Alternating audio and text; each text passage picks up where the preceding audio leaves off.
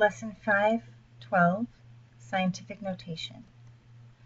Scientific notation is a way to write very long numbers, either really huge whole numbers or really long decimals, in a shorter way. It's an estimation technique as well as a shortcut for multiplication and division. The standard form of a number is the long version. So, for example, this big old number. Scientific notation is the short version.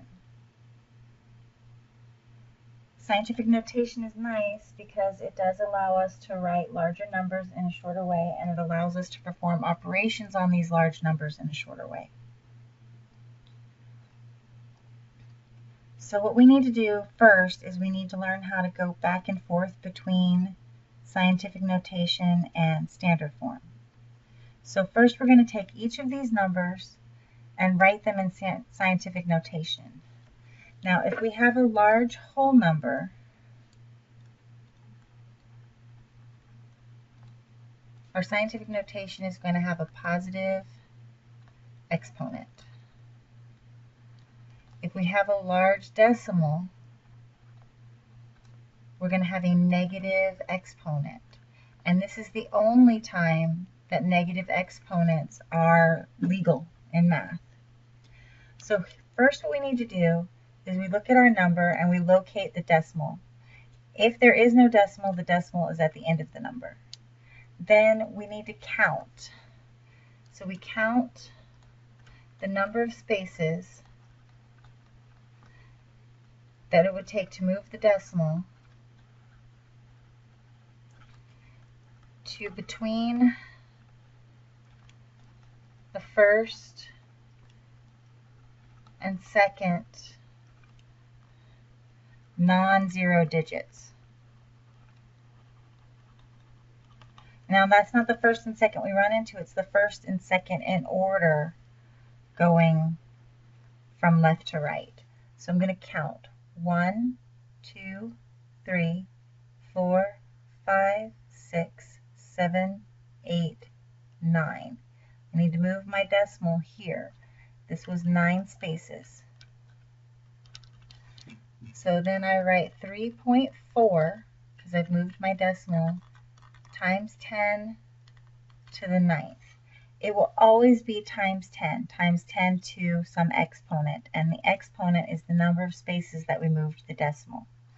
So here, looking at here, our first two non-zero digits, our decimal is going to move here. So I have 3, 6, 9, 12, 13, 14 spaces. So I'm going to have 9.8 times 10 to the 14th. Now we never want more than 2 decimal spaces.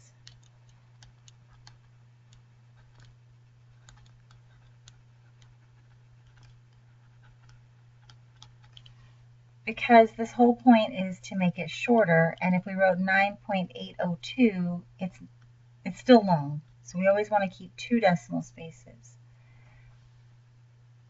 Moving from a decimal, my first non-zero digit is here, so I want to move it to between the 3 and the 1. So I'm going to count 1, 2, 3, 4, 5, 6, 7 spaces.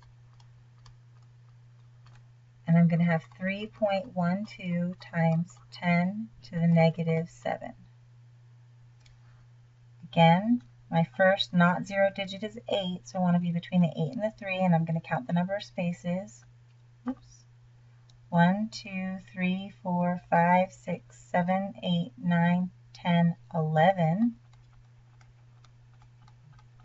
So I'll have 8.3 times 10 to the negative 11th. Now these exponents are negative because we are a long decimal. Positive for a large number, negative for a long decimal. Next one, 1, 2, 3, 4, 5, 6. So I'll have 2.09. Again, we want to keep just 2 decimal places, times 10 to the 6th. 1, 2, 3. So 1.42 times 10 to the negative 3. Now we've gone from standard notation to scientific notation. Now we're going to go from scientific notation to standard form. So if I have a positive exponent,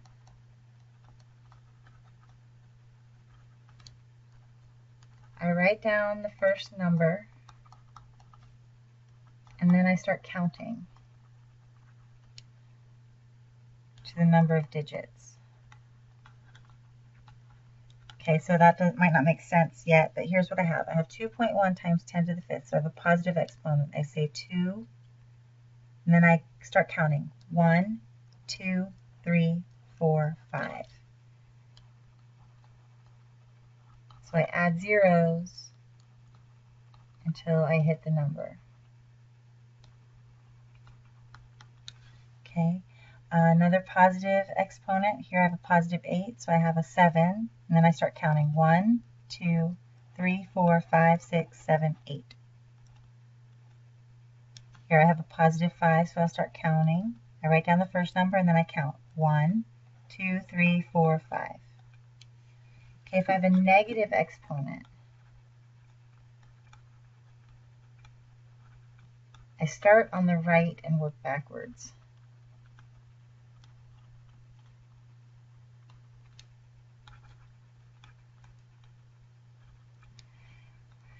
I write down the 2 decimal places.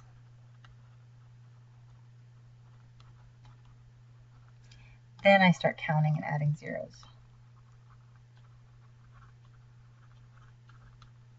So here I have a negative 7, so I'll start on this side, and I have a 3 and a 2 and a 0. As soon as I hit the decimal place, that's when I start counting. 1, 2, 3, 4, 5, 6, 7, and then I put a decimal place in front of it. Negative 4, so I'm going to write 3 and 6. Then I start counting. 1, 2, 3, 4. Now another way that you can do this is you can write down the 8023.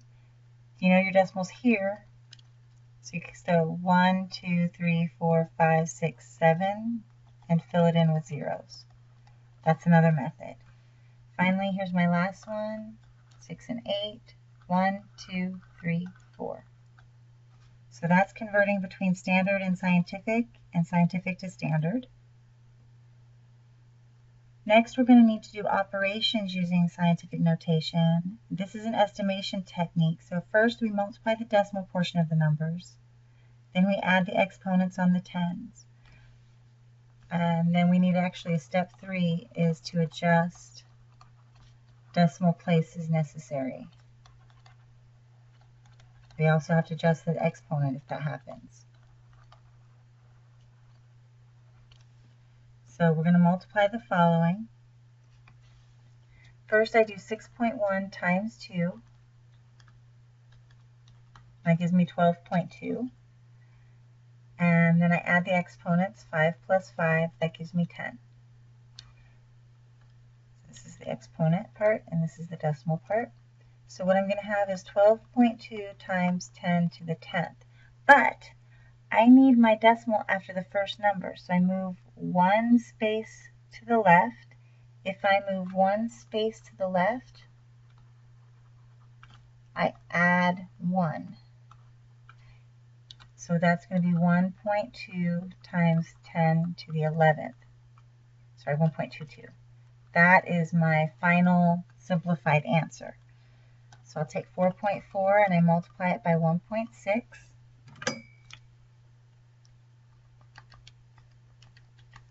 That gives me 7.04. And I won't have to adjust this because I already am after the first decimal place. 6 plus negative 9 is negative 3. So this will be 7.04 times 10 to the negative 3. 2.2 times 8 gives me 17.6. Negative 12 plus 6 gives me negative 6. So I'm going to have 17.6 times 10 to the negative 6, but I need to adjust this one. So I move 1 space left. So I add 1 to my exponent.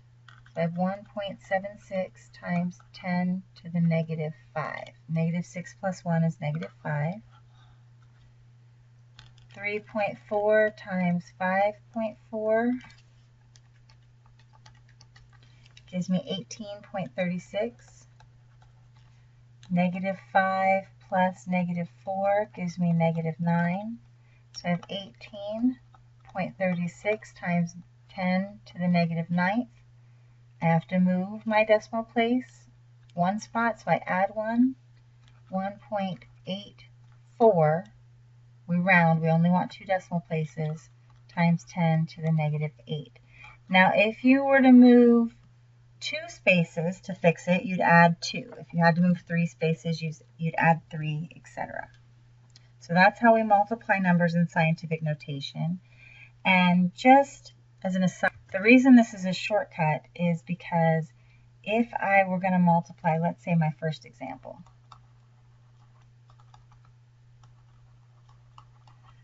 we'd be multiplying that. But now scientific notation is a way to write large numbers in a small way, so it could be that I was multiplying 6, 1, 3, 4, 8, 7, 9 times 2, 2, 5, whatever. So this multiplication is very cumbersome, whereas here I only have to do 6.1 times 2, and then I add. So you can see it does save time.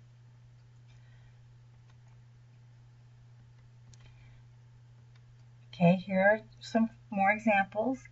What I would like you to do is go ahead and pause the video and try these on your own, and then unpause it and check and see if you were able to get the same answers I got, and then we'll go over them as well.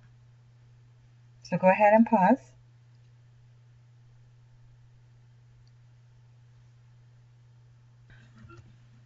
Okay, go ahead and check your work.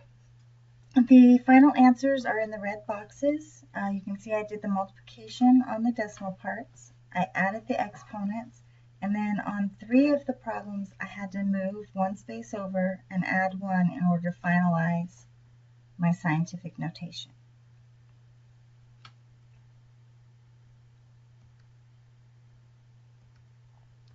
Next, we have to divide numbers in scientific notation.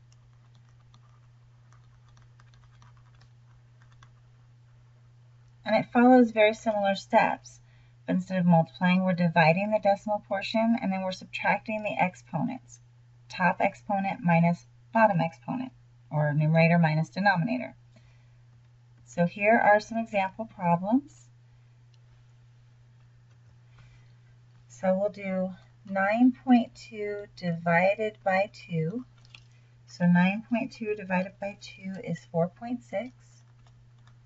And then I do negative 8 minus negative 6. Now, if you have a double negative, it's a positive.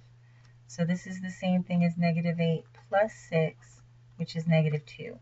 So I have 4.6 times 10 to the negative 2. I don't have to adjust this because my decimal is already in the correct place. For B, I have 1.16 divided by 4.3. So 1.16 divided by 4.3 gives me 0.26976. And then negative 9 minus negative 6 is the same thing as negative 9 plus 6, so that's negative 3. So I would have 0.2697 times 10 to the negative 3. I have to move 1 decimal place over. Now on division, if I move 1 space right, I subtract 1. So when we move to the left, we add. When we move to the right, we subtract. So this will give me 2.7, because this 7 rounds that 9 to a 10, which rounds this 6 to a 7, times 10 to the negative 4. 4.625 divided by 1.25. So 4.625 divided by 1.25 gives me 3.7. And 10 minus 4 gives me 6. So I'd have 3.7 times 10 to the 6th. Now there are 3 more example problems here. I would like you to go ahead and try these. Divide the decimal parts, subtract the exponents, pause the video, and then when you're finished, unpause and you'll be able to check your answers.